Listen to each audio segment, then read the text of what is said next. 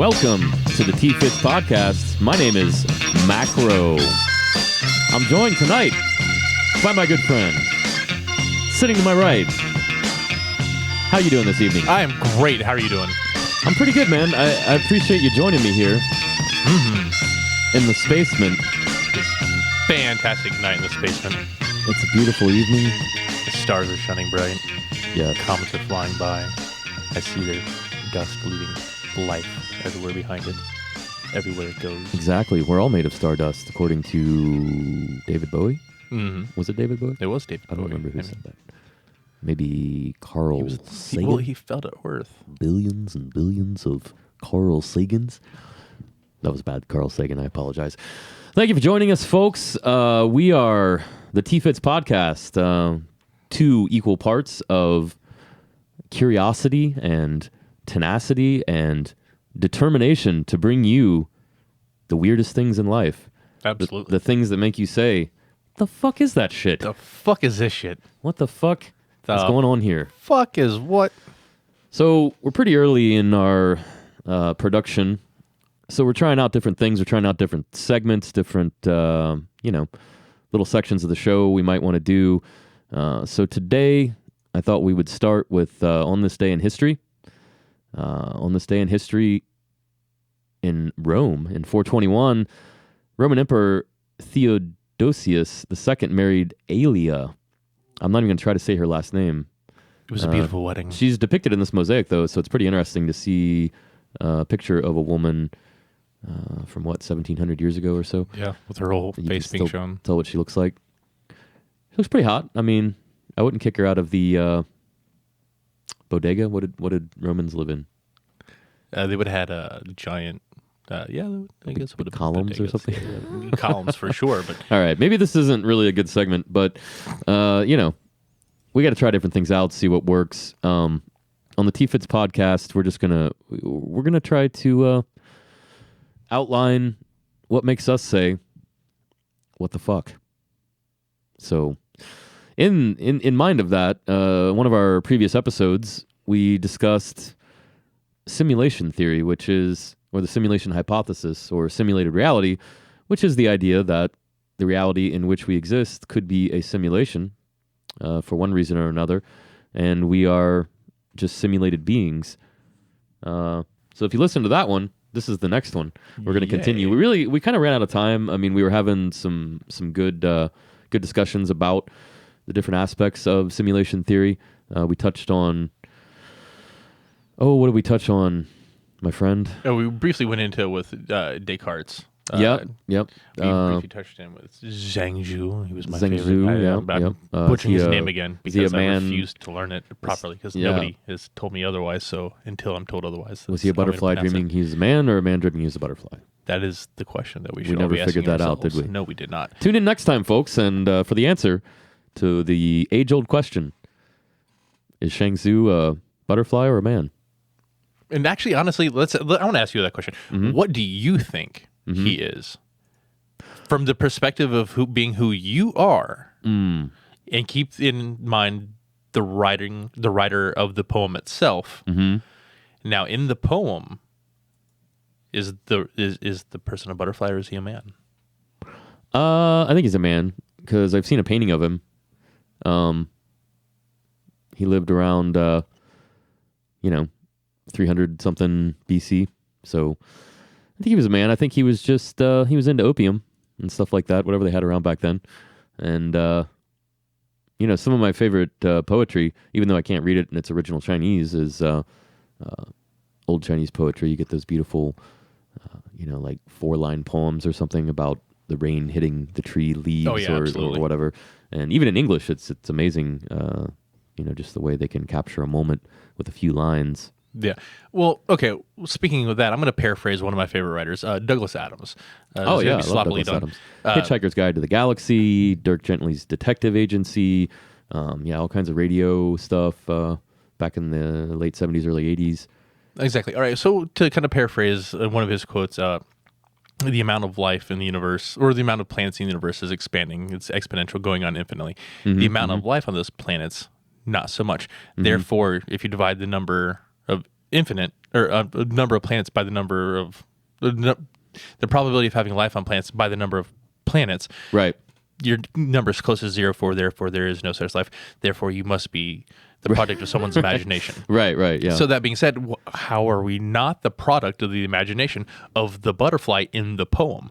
Who's to say that in the simulated reality that we are a product of what the butterfly has imagined? And so in order for him to imagine that he was a man, he would have to imagine a world for this man.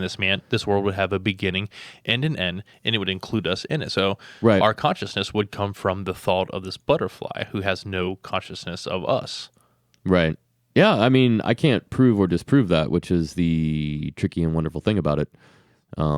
Philosophy in general, there's only so many things you can prove. We touched on Descartes last episode, with cognito ergo sum, I think, therefore I am. That's the only thing you can really prove is that you are thinking if you are conscious or alive or a butterfly, I guess. Well, Descartes had his dream argument theory, which yeah, I do remember some of this. The dream argument was basically postulation that the fact that we dream and we experience these things in dream as so close to reality that how can we say that reality is not a dream or vice versa? Am I getting that right? Yeah, I believe so. But then it also goes. He also talks into the problem of the body and the mind, whereas the inputs were passed through the sensory organs from some eternal spirit, not from necessarily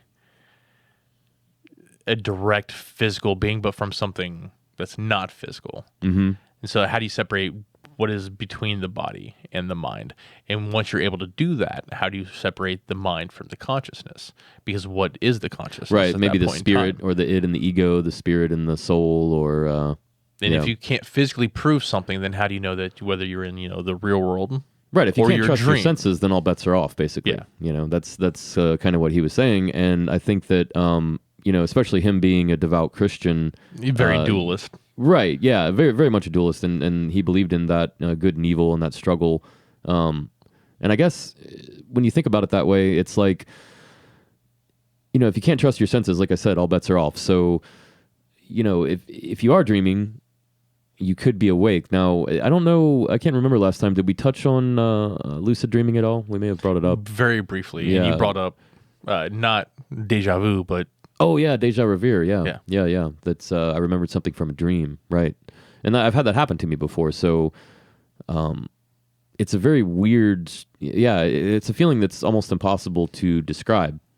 It's a very strange feeling when you're in a situation and you realize I dreamed this previously, but the sense of time there is very warped. So it makes me wonder if it's a state of consciousness or a glitch in the simulation. Yeah. Well, that being said, in even our 3D world, time doesn't exist. I mean, we measure it by putting a standard to it, but time itself doesn't exist.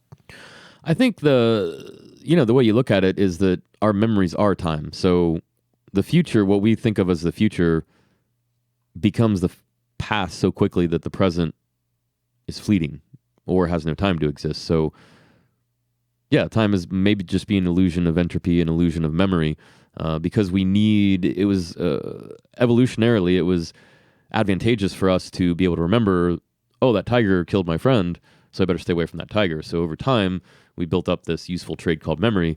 A lot of animals have it. They found it in really strange things. Yes. An octopus can remember crazy, complicated things and tasks. They're intelligent Even beings. ants and bees have, hive intelligence where... there was just recent tests where bees can recognize symbols as standing for numbers. So, they can make like marks that represent 4, and the bee understands that that's 4 flowers or what have you. So that just blows your mind that there's that level of comprehension in an insect. So yeah, I think consciousness is a tricky thing. I think really what we're getting at here with this whole simulated reality thing may be that trick of consciousness where I think in Buddhism, they call it like the Hall of Mirrors, Yes. Reality is just a reflection of yourself back on yourself. We are all one is what the Buddhists believe. We're all just fractured consciousness is off of the main consciousness. And really, we're not even fractured. The fracture is just an illusion that we've created to experience individuality. But, well, that's what consciousness is. It's being aware of the self. So if you you aren't aware of yourself, and that being all parts of yourself. Now I'm going to kind of relate this. Some people are going to like it. Some people are not going to like it. Into religion, this would explain a lot. I know. Boo. No, I'm just kidding. I mean, you can't. If you're going to talk about subjects like this, you can't get around talking about it. Exactly. Well, I mean, it would explain a lot. Like, we're all made in His image. When they say His, they're referring to God. So we're all made in God's image, and I believe that to be true. I don't necessarily believe one God per se, because your God. I'm sorry to say, my God can kick your God's ass. I'm sorry. Like, there's no other way of putting it. Right. But that being said, your God must be Vishnu. No, you don't know my God. My God is between me and Him. Like, sure. Okay. It's not even Him. It's me and my God. Okay. But that being said, my God is still your God. My God can kiss his own ass. Is how this shit works. But my God can kick your God's ass. But I'm not talking here about my God. Can your God create a stone so heavy that even He cannot lift it? He fucking can, but why would He? It's fucking pointless. See, that's my God's. He would do it to confuse philosophy majors for years. Well, no, because that's not confusing. Because question is answered. If you can think of it, then yes. But that's not the question. You really need the answer. If you don't have the answer, then He's not going to present you with the question. That's the trickiness of the God. He told me that the answer is 42. I'm just it's not. I'm good with you on that. I mean, it's always 42. Don't forget your towel. Right. No, but with that being said, that explains a lot with religion. So we'd all be made in His image. That being said, we live in a world of possibilities and probabilities. Those are the main principles of our world. Right. And so I believe we're all made in His image because that's what it is. I mean, the God, if you look at the molecular, if you look at inside your body, you have all these cells. They're all different cells. They do different things. They act independently of each other, and they act accordingly. The T cells do this. The H cells do that. The blood cells do this. Your bones do this. They come together. Right. They're unaware of what they're doing. And you have other organisms inside we don't know that. I mean, well, you are yourself, kid. Are you consciously thinking? I don't know that my cells aren't conscious. They might be. They very well could be. And in their world, they're blobbing around like little blobs, and they live in this world and this universe, and you get smaller and smaller and smaller, and they're just doing what they do. Same way in our worlds. We may not recognize the function of what the ants are doing because they're way down there doing their ant things, building their ant colonies, anting around, anting. Right. But we're up here humaning. This is what we do, and we're going to go off and we can walk right by space. the ants, and we wouldn't notice them, and they wouldn't notice us. So that would give a pretty big explanation to one of the questions of Fermi's paradox. Like, where is everybody? Why would they even acknowledge us if we're that far beneath them? And why would we even notice them if they're so far advanced beyond us that we can't even comprehend their? Well, maybe they do understand it. They do see us, but to us, we're that gut. Bacteria. Yeah. That's that's interesting. Inside. So take the Gaia theory, where the Earth is a living organism, and we're all just pieces of that organism, like individual cells. Expand that out to the universe. The universe is exactly basically, and it's interesting because one of the pictures that supposedly pulls back the farthest. You pull back from Earth, and then you pull back from the solar system, and then you pull back from the galaxy, and then you pull back from the local cluster. And as far as we can tell from the observable universe, the structure of the area that we're in, when you look at it, you could put it right next to a brain cell, like a nerve cell, and it looks almost the same. So the universe could very well be the mind of God. Yeah. That structure is exactly the same all the way down from the macro to the micro. So okay, now applying this into the world that we currently live in, our 3D world, because I don't believe we exist only in the 3D world, because there's more to us than what we have physical. I mean, it's what our consciousness. This is how we're able to think. Well, I mean, our consciousness, to play the devil's advocate here, not something I particularly believe, but a scientist, a real materialist would tell you that consciousness is a byproduct of the matter of which we're made. So if you look into complicated electronic systems like a servo motor or something, there's what's called a feedback loop. So, or look at your latest, VR devices. A friend of ours recently got the latest Oculus wireless VR headset, and the controls have haptic feedback. Yeah, and he said it's crazy because it really feels like you're picking something up in VR. You can feel the haptic feedback, and so that feedback, what we would call a circuit in electronics, that feedback circuit is there to provide information back to the origin of the circuit to determine what is happening at the output. So basically provides data back to information back to the input from the output. It's a loop back on itself. Yeah. So human consciousness basically is that feedback loop. Like we're experiencing the world and then we're reporting back to ourselves of what our senses are telling us constantly. Exactly. So it's basically a constant feedback loop, you know. But it's more than just a so feedback our consciousness could be a very byproduct. Like that feedback loop becomes so complex of all the different cells and nerves and the way the brain has to work and everything that consciousness, we're an organic AI. Like we've arisen out of less complicated levels of consciousness into becoming self-aware. So waking up, you know, amidst the reality of the universe from that feedback loop, just constantly providing more and more information until we realize like, oh, wow, I'm this walking collection of cells, you know, walking around. And going back to what you were saying about Descartes' dream theory, so separating mind from body, for example, like this is something I've went through before in like guided meditation or anything. You can look at your hand and be like, is this me? You know, you could chop my hand off and I would still be here, okay? You know, look at your arm, you know, just take that all the way out. You can cut off your legs, your arms, you're still you. So then you start removing, you know, organs and stuff. Okay, if you take my lungs away, I'll die. But, you know, if you put me in a breathing machine, I would still be alive. I would still be me. So you keep going through this process of basically removing a cell at a time and asking yourself, is this me? Is this who I am? Yeah. And eventually you would run out of things. I mean, you could even go into the brain and say, is this really who I am? Well, no, not as an individual cell or a part, but maybe as a byproduct of all of those things working together, you know? But including that is the space in between. So you are the space in between the physical. So there's more to it than just the physical. Because without that, I mean... Well, space itself could be an illusion, you know. Well, it's the same way as in our world, in the 3D world that we live in right now, there is no such thing as a round object. Round doesn't exist. There isn't a round. The smaller you get, the flatter it gets. You're just getting smaller and smaller, and the further you pull back, it looks round. But in essence, it is always flat. You will never have a truly round Are you saying the Earth's flat? I'm proving their argument by technicality.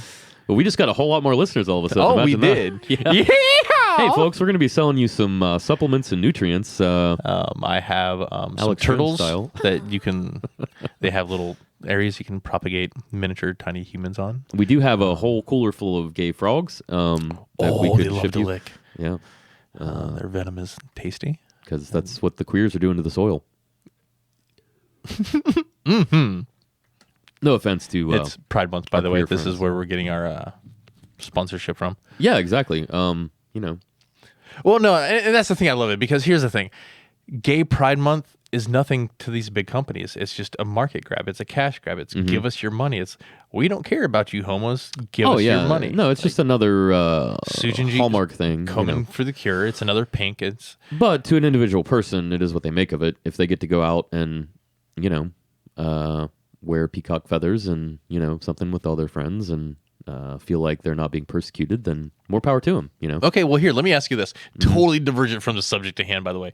But you speaking of Pride Month and inclusion and some of our favorite Hey, if you've people. been to some of those pride parades, then you might say TFITS. You know, not in The an offensive fuck way, is but this what the shit? fuck is this shit? Yeah. No, Look at but, his outfit. That's crazy. That was at San Francisco. The police officers were excluded from joining the parade if they were in uniform. Well, even yeah. if they were not in uniform, they were asked not to be in the parade. Oh, well, that's not appropriate, but the uniform thing I understand. I mean, not that it's a gay thing, but just that why are you doing that in your uniform? You're a cop. You're supposed to... I wouldn't want the cop to be in the St. Patrick's Day parade in his uniform. I mean, if he's guarding the parade, that's fine, but if he's off work, he shouldn't be in his uniform. The same with nurses. I see nurses in scrubs all the time, like at the store, and I'm like, you know that the whole point of scrubs is to be, you know, not to get bacteria and stuff on them and to change into that when you're in the office, and then when you leave the office, you wear your... Anyway. Yeah. Let's not start... I mean, it does make me say, what the fuck is this shit? What the fuck is this shit? You know. No, we can... That's a whole other subject. But I'm not Hitler, and I'm not Himmler, and... Well, you might be, and you very well could be, in the realm of probability and possibility. You, at one point in time, could have been Hitler. Well, and if you the Buddhists died, are right, and you did take we're another all chance, one, then yes. and you've moved up, and now you're living the life of... Right. You succeeded Oh, you as think being... you think I'm a step up from Hitler? Is that what you're saying? Maybe. He got a lot done in the day. That's all I'm saying. Me, not so much. All right. Well, you know, it is coming up on break time here, folks. So we're going to have a short word from our sponsors. and we'll be right back with more TFITS podcast. Welcome back to the podcast. That was a great ad break. It was amazing. I was wearing my Ray-Ban headphones, and so I didn't hear anything but consume. It was great. Well, you have to consume, my friend, or the economy will collapse. Other than what I wanted, because it was a great product, in all honesty. Which is probably going to happen anyways. Fantastic. Let's come back in on a hard definition of the dream argument. Okay, what is the dream argument? Well, Rene Descartes said, the dream argument is the postulation that the act of dreaming provides preliminary evidence that the senses we trust to distinguish reality from illusion should not be fully trusted.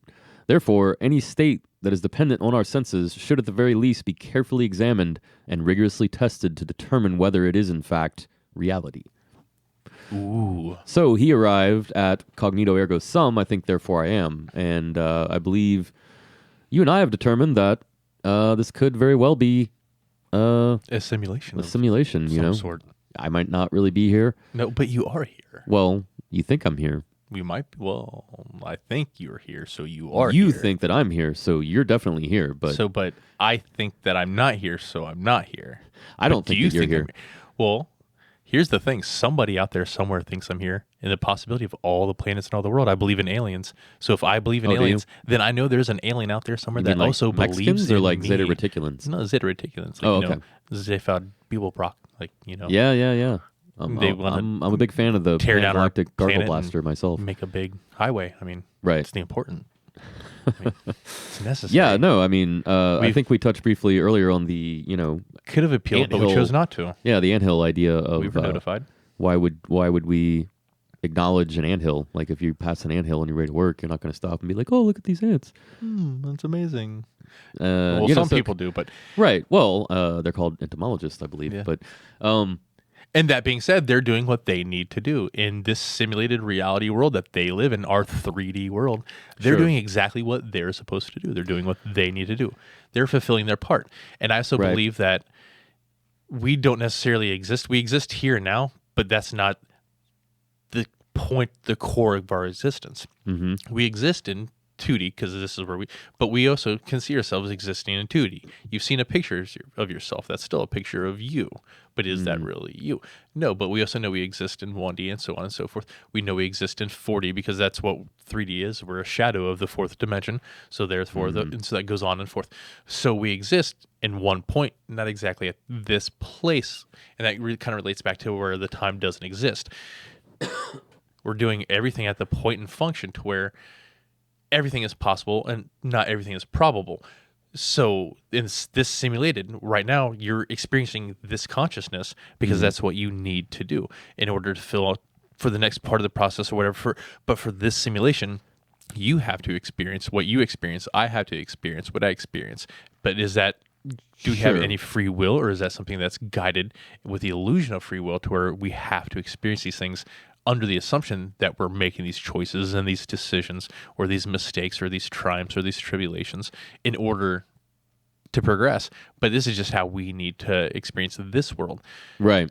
Well, I could see how that would be comforting to a lot of people. It would give them a sense of purpose, which can be very important to people, I think. Or even excuse for the people who want reasons for their actions for the nefarious reasons. Yeah, exactly. I mean, and religion's been used for both of those things over time. We touched on religion briefly earlier. It gives people a sense of purpose, a sense of community. So as much as I personally might be opposed to a lot of the big organized religions, you can't deny the fact that they overwhelmingly help a lot of the poorer people and people that don't have family or community to be there for them when they need them. So, there's a lot of positive aspects to those things, but let's talk conspiracy. What are the Catholics hiding in their Vatican? What have they got in their Well, yeah, of course. I mean, there's a lot of any organization is going to have corruption and that sort of thing. But so what I was trying to get at is that the Buddhists believe that we're all one, and even though we're separate as individuals, we crave this sense of community. And the greatest things achieved by humans in history have been achieved by, groups of humans with a singular purpose. So I guess my point was that if something like that gives someone purpose, then they can believe it all they want. But if we look at it from a scientific point of view, it just seems a little too easy, a little too convenient that everything falls into place that easily, I guess. Like Descartes said, we should at least scientifically examine rigorously our senses because we already know we can't trust them. Oh, absolutely. It's interesting to me that we have so many cameras nowadays in the world, and so many photos, like you mentioned earlier, 2-dimensional representations of ourselves. I remember someone talking about every time you're like showing a photo of yourself and telling someone about it, you're really telling a lie to yourself and that person, because you're like connecting yourself with this past version of yourself that you really can't accurately represent. You know what I'm saying? You've romanticized it. You've misrepresented it. You remember things differently. It's not reliable. So in the past, you look at this picture of yourself as a baby, you don't have a memory of that moment, but you make up this story to go along with the picture, in order to be able to explain what that picture is. This artifact, right, this artifact of yourself. So kind of a basic narcissistic trait of humans, which, the ego, as damaged and clunky as it can be, is a survival mechanism in the world. For social creatures, we have to be able to interact with that weird dude that we want to buy a bagel from, at 6 a.m. on the way to work or whatever. Okay, and to put this into perspective, though, I mean, you're looking at that person buying that bagel every morning at 6 a.m. Mm-hmm. It gets monotonous to them. It's something that's a dredging experience. They do it every day, 363 days of the week, except for those 2 days they have off because the company shuts down for cleaning, so they don't have to be in, but they're asked to be on call because they might have to come in and clean if the cleaner's sick. But they're doing that, and that's the experience that they're experiencing. Uh-huh. And I just totally forgot where I was going with that. Well, yeah, no, it's the dude selling the donuts at least has a sense of purpose, I guess, is, I keep circling back. So we're talking about free will, so I always like to compare, free will is I choose to do this. I'm doing this because I choose to do this. But if you have a purpose or a destiny, it's almost like you don't have a choice, So I've always differentiated between the idea of fate, or, you have a fate of something where fate is predetermined. It's predeterministic. It's going to happen regardless of what you do. It is your fate to become, whatever. Arthur's fate was to become the King of England. Yeah. So, but now I like to differentiate between fate and destiny. So maybe it was Arthur's destiny to become, the King of England, but he had a choice if it was a destiny. So it's his destiny, he could fulfill it or not. But if it's his fate, then he has no choice. So yeah. Well, at that point, for him at that time, it was definitely a destiny. Right. I'm sorry, a fate. I mean, he had to fulfill it. There's no other way. It was destined for him to fulfill it. Yeah, see, I don't believe in fate. I believe in destiny, but I don't believe in fate. I believe there could be a perfect role, a potential that a person could fulfill, and that would be their destiny, but I don't believe that there is a fate. Like, nothing is predetermined. But that would be say that in this reality, and you might fail in this reality, but in the next one you go one step further, and the next one you go one step further, and the next one you go one step further. Right. And that being said, time. Well, as we get back to my point, the guy goes on for 365 days, doesn't realize what he's doing, but he does it for all of his life. Mm-hmm. For him, it happened. But in real life, in the grand scheme of things, that was just a blink. That was a moment of just a blink. It's happened in 1 second. That was a dream. That was one dream, because it's been shown that we dream several times throughout the night. And when you're in those dreams last for several hours, days, sometimes even weeks for people. They can dream inside these dreams and be in these worlds for weeks at a time. Sure, your sense of time is distorted for sure, and the same could be said. No, the time isn't distorted. The time happens in real time. You're doing these things well, what I'm saying is I've fallen asleep for like 30 seconds before and had what was like an hour-long dream, so yeah. That's what I'm saying, that the time doesn't sync up. It's distorted in the way that time passes slower, but as Einstein showed us, time is relative, so there's a lot of different ways to explain that. For example, an ant will sense time differently than a human, because an ant is, let's just make it a round number, like a scale of 1/100th of a human. So that ant is going to experience the passage of time 1/100th slowly because of his relative size. No, but see, he doesn't, though. That's kind of false to say that. No, he does, because, so think about, like, if I touch this table. Time doesn't scale down because you get smaller. Time is constant. No. Time is relative. It's relative, but it's still to your constant. speed and position. But see, here's the thing. How do you measure time? Because his position is scaled smaller. Let me ask you this. How do you observe time? I don't observe time. There I don't has wear to a watch be for time to exist, Right. for time to truly exist. You have to observe it because Yeah, we've well, shown with the I molecules that understand once you but observe I'm it, they I'm not travel talking differently. about like proving whether or not time exists. I'm just talking about the experience of time from the point of view of a consciousness. So a consciousness of an ant. So we talked about that feedback system earlier. If I touch this table, that nerve signal has to travel, and it's limited to the physical reality in which it exists, which is limited by the speed of time, the speed of electricity, which is not the speed of time, the speed of light. So electricity can move, at speeds relative to the speed of light. Okay, it's very fast, but it still takes time for that nerve signal to tell me that I touched the table there, okay, and travel back up to my brain. And Now, that's a form of time travel. If the ant was touching the table, he would experience that faster because that signal takes less time to travel to his brain and tell him that he's touched the table. No, See but what if you're going to talk about relativity, then it's going to be relative to his size. So those nerve endings from his arm to his brain is still the same distance. No, that it's not the is same required. distance, but see, that's what I'm saying. No, but you he's were still gonna correct in experience saying that, it wasn't relative to size. It's just relative to speed and position. So, But my because question his is- position is different than mine, then he's going to experience that time differently. Just like if we were moving at each other at relative, if you were moving past me at the speed of light, and I had a watch and I was looking at my watch, and you had a clock on the train, and I could see your clock, then your clock would appear to move like almost infinitely slow to me. It would look like it was moving very, very slow. Yeah. And vice versa from you to me, my watch would appear to move very, very fast. So even though both of us individually would experience time at exactly the same pace, in real life, not in real life, but in that space in which we're moving through, our experience of time would be different if we were ever to meet up again. So it's, again, it's all relative. That would only really matter if you came back to the place where I was looking at my watch. But exactly at that point in time, we were only experiencing it at that one point in time in that one dimension. Right. You're also not looking at it from all the other dimensions where you're experiencing it with slight variations. So all those variations come into play. And so now there is those possibilities and now probabilities of us meeting in that time. So if it exists at one point in time, then it has to exist at all point in time. So that's kind of where we're at with that. Now, that being said, with the time, we can't observe the time. That's something we can't observe. And that's the one thing that we I can't can look at a disprove. clock and see time going by. I mean, No, you can measure the clock going around the hands, but you can't measure time because, that's what I am measuring. well, no, how does the the microbes in your gut measure time?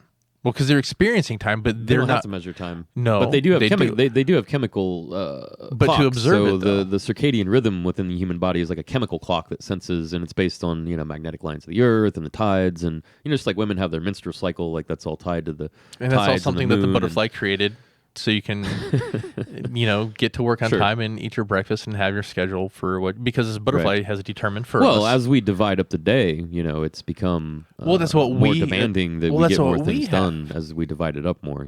So That's what we as humans have. The animals have divided up differently. Bears sleep at different times. They divide it up by seasons. They divide it up in months. okay, Some well, bears let's do. circle back around to the topic here, which is simulated reality. So time would, and the weirdness of time, could be a side effect of the simulation. So But maybe time is something that we have to determine to whether or not to establish whether or not we are in a simulated version or not, because you can't determine that based on time alone in your dream, because like I said, when you're dreaming, it happens very but quickly. it's the general thought of what Descartes was saying, which is, if think you can't therefore trust I am. you can't trust your senses, so you have to test it, and by How do you measuring test time, time? well, that's what I'm saying. By measuring it, we're testing our senses to say, I'm going to go in this room with the clock, and you go in that room with the clock, and we're going to each measure 1 hour and come out and compare notes and see if that experience was the same. So we're both measuring time and doing a scientific experiment to see whether or not our experiences of time are similar. And But that's we're why when measuring our time, but I'm not observing your time, and that's the problem that we need to do. I need to observe your time, and you need to observe my time, and then find those results.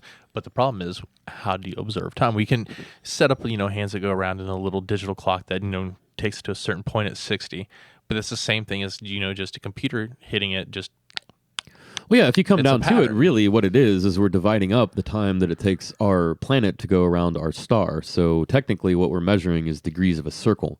So 365 days in a year is the imperfect orbit of our planet around our sun. There's 360 degrees in a circle. See what I'm saying? Yeah. So you can divide it up that way because the shape of reality is what we perceive to be the shape of reality can be measured. That's why we have math. That's why we have clocks to divide up the day. So it's really just a function of math and us observing our own reality. Like that sun comes up at the same time every day. Well, it seems like, it takes exactly 24 hours for it to get to the same place every day, Yeah. It seems like it takes exactly 1 year for us to get that sun to get set in the same place on the ground again. And over time, that becomes useful to us to plant crops and whatnot, predict the floods of the Nile, which is how the Egyptians, had their great civilization by harnessing the power of the floods of the Nile. So, all that was based on their observation of time in the way that it's part of nature, the natural cycle of the sun coming up every morning, every 24 hours. So, time could be, again, a side effect of that simulated reality that we're experiencing as the sun rising every day, because that's what the programmers told it to do, Yeah. Well, that being said, because you also look at, distance in relation to time. Mm-hmm. If you look at our space, we know it's expanding. We know it's going further out. We don't know why we don't know when Well, time. we think that. We think that when we're observing it, we're proving it more and more so. We don't know when time it's more started. Like they have a remainder in this equation and they're using dark matter to explain it. And also, the redshift that we're seeing of those relative speeds, again, I'm not going to argue with physicists because I'm not one, but it could just be a side effect of the simulation. That's why we can't explain things like gravity. That's why we can't explain things like the expanding universe, is because we're observing a glitch in the matrix, Yeah. Well, not even necessarily a glitch in the matrix. We could just be experiencing a dream. We could very well exist as another consciousness outside. Sure. Because somebody is dreaming, but because we're part of that consciousness and they're part of the consciousness, because we're all part of the same singularity, Right. we're able to experience this world right now in their dream in real time without being able to experience the rest of it, because we're more than what we are physically. So right now we exist in this dimension, on this plane, in this realm. Well, and that's what the Buddhists think, man, is that it's all just a dream and one day we'll wake up. So any final thoughts to share with our listeners on simulated reality, my friend? We didn't really talk about much. What the fuck is this shit? Yeah, we'll get into it. I think, I think that we've ran up against our time limit, and we'll probably extend this one to next time and have a third episode on simulated reality. So please, folks, tune in next time for the TFITS podcast. I've been Mac Rowe, and this has been my good friend. Have a great night.